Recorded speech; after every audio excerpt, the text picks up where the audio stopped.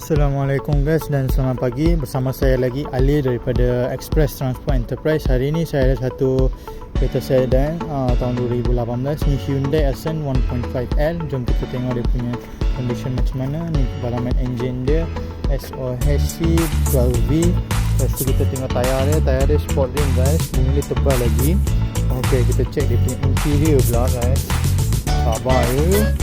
Ok, ni full ABS depan dan belakangnya.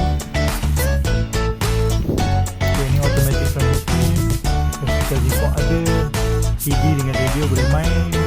Ok guys, meter dia.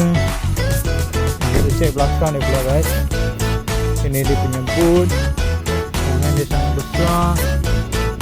Tayar spare, tools ada. Ok guys, ni saya jual cash saja 11k. Siapa berminat boleh datang jumpa saya. Cash